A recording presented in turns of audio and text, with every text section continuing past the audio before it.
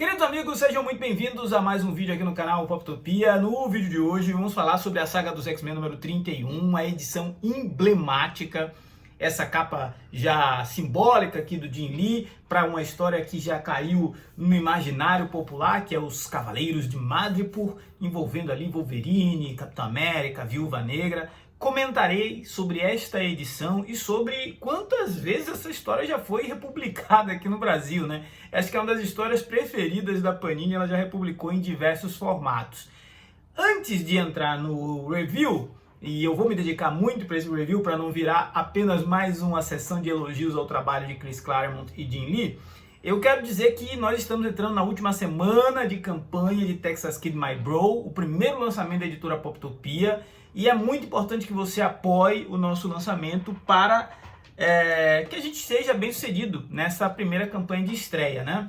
O quadrinho está bastante avançado na sua produção e comprando via Catarse, você além de ter um desconto considerável, garantir brindes exclusivos, apoia a gente a lançar no mercado brasileiro esta HQ produzida pelo senhor Igor Corder com roteiro do Darko Marcan. Mais detalhes no vídeo aqui divulgando a obra, vocês já viram bastante, saiu aí por muitos lugares, mas a gente está sempre pedindo aquela forcinha a mais para a gente poder se aproximar da meta, lançar nosso quadrinho e fazer uma galera feliz, porque esse é o primeiro de muitos quadrinhos. Aliás, essa é a vibe aqui do canal Poptopia, falar de quadrinhos e agora sendo editora, fazer quadrinhos.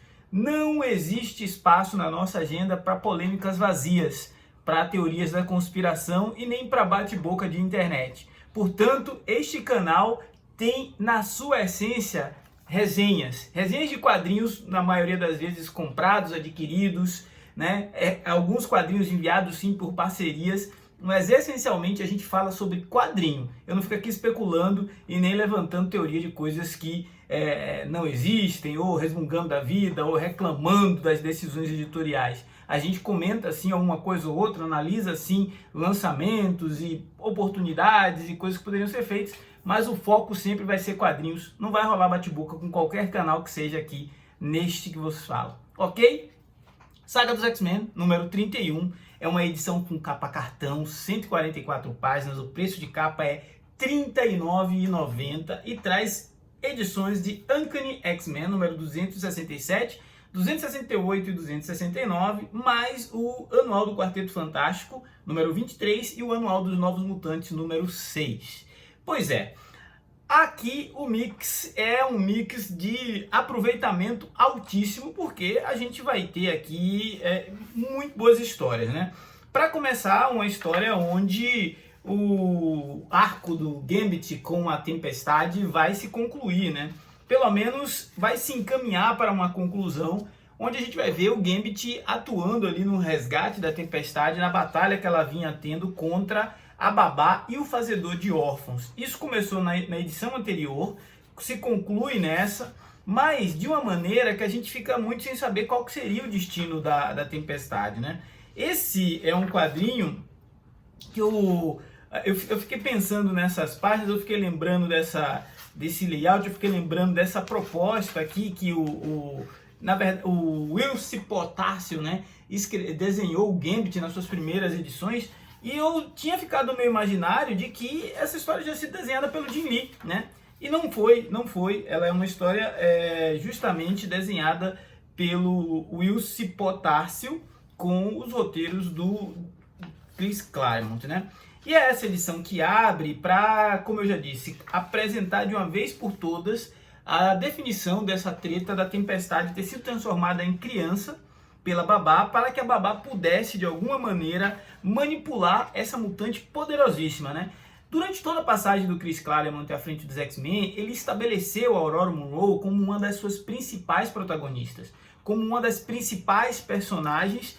E quando ela chegou no nível de ser a líder da equipe, de levar a equipe para a Austrália e tomar aquela decisão dos X-Men serem dados como mortos, ela é definitivamente derrotada pela Babá, e os X-Men encontram o corpo dela, mas aí vem a resposta. Será que aquele corpo era mesmo a Aurora? E na época a Marvel tinha um vício, né? Todo mundo que morria na Marvel, na verdade, tinha sido substituído pelo MVA. Você sabe o que é um MVA? Você tem idade para saber o que é um MVA? MVA é uma sigla que significa Modelo de Vida Artificial, amplamente utilizada pela SHIELD e especialmente pelo Nick Fury. Eu não tenho ideia da quantidade de vezes que o Nick Fury foi dado como morto e substituído pelo MVA. Né? As várias vezes que o Nick Fury se via em alguma enrascada que ele precisava dar um tempo, que ele precisava desaparecer, ele mandava um MVA, e muitas vezes que a gente viu histórias terem retcons, falava assim, ah não, foi um MVA do Nick Fury que teve ideias próprias e acabou fazendo aquilo lá, não era o verdadeiro Nick Fury. E esses robôs, né, esses androides acabaram se popularizando, e essa foi uma alternativa, uma brecha que o Chris Claremont usou para durante um tempo a Tempestade ter sido dada como morta e depois aparecer como criança, e a gente descobre então que a Babá estava por trás de tudo isso. A Babá que depois de muito tempo apareceu no título dos Satânicos na Era Krakoa, e foi uma personagem bastante interessante, ela e o Fazedor de Órfãos. O Fazedor de Órfãos desde essa época era um mutante meio misterioso e que a gente não sabia, né, quais eram os verdadeiros poderes deles, e até hoje é tudo meio nebuloso. O professor Xavier só falou uma vez que o Fazedor de Órfãos é um mutante capaz de promover genocídio, mas a gente nunca sabe exatamente qual é o poder desse cara. Aí, quando termina essa história, chegamos a Uncanny X-Men 268, que é a revista que tem esta belíssima capa aqui. As 3 edições de Uncanny X-Men que estão aqui, nesta edição, fazem dessa edição uma das mais interessantes da saga até agora. Primeiro porque a gente vai ver histórias na sequência, né, escritas ali por um Chris Claremont tentando desfazer aquilo que ele fez. O que eu estou querendo dizer com isso? O Claremont estava tentando fazer com que a equipe entrasse numa rota de convergência, que a equipe se reencontrasse, né?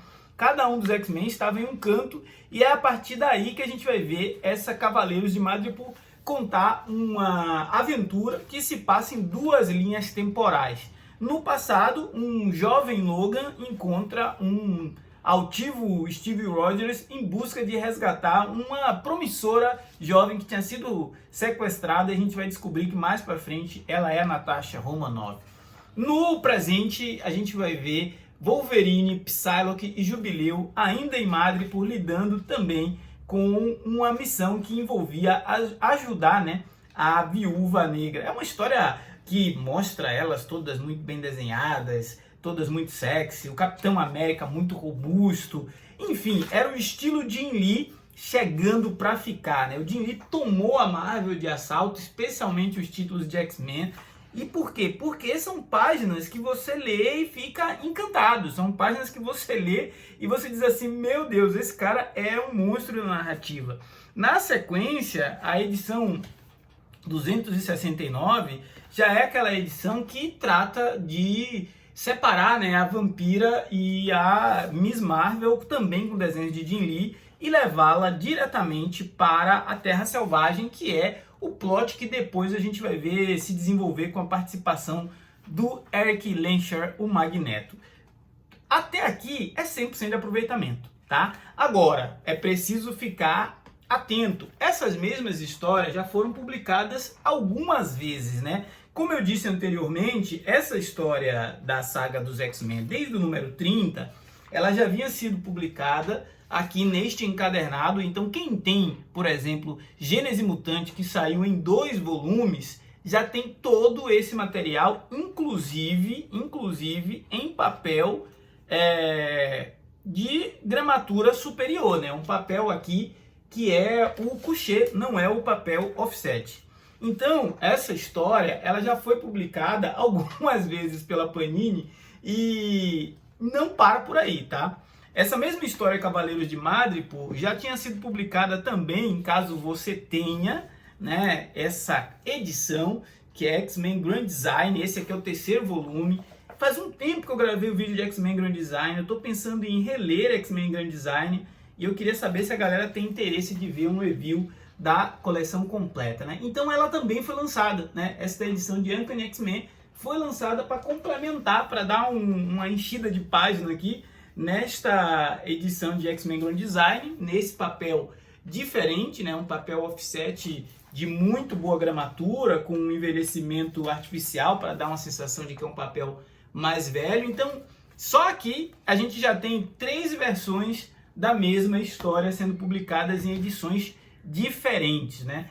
Agora, a segunda metade deste encadernado traz um arco que é Dias de um Futuro do Presente. Nesse arco a gente vai ver um cara do futuro, que é o Ahab, né? O Ahab, ele é um homem que trabalha a serviço das máquinas perseguindo mutantes. É baseado ali no personagem que era o pirata, o marinheiro lá do livro Moby Dick. Este mesmo arco, com as 5 edições anuais de títulos dos X-Men e do Quarteto Fantástico reunidos, então a gente vai ter Uncanny X-Men anual, X-Factor, Novos Mutantes e o Quarteto Fantástico, também já tinha sido publicado nesta edição de Epic Collection. Então, na próxima edição, na edição 32, a gente vai ver tanto a continuação do arco da Terra Selvagem e o início de uma outra saga, né, que é o Programa de Extermínio, que a Panini também já publicou aqui em uma edição única no passado e agora vai sair mais completa, né, e espalhado em algumas edições. Porém, este arco Dias de um Futuro do Presente, ele saiu completinho aqui nesta Epic Collection. Então, se você por um acaso já tem a Epic Collection do Quarteto Fantástico ou já tem este volume integral de Programa de Extermínio, ou mesmo essas edições de Gênese Mutante, muitas das edições que vão sair nos próximos meses na saga dos X-Men já foram publicadas nessas outras encadernações, o que te liberaria de comprar esse material repetido. Mas eu vou te falar da minha situação. Tenho todo esse material já e continuarei prestigiando a saga dos X-Men. Por que eu farei isso? Poucas vezes na minha coleção eu faço aquisição de material repetido.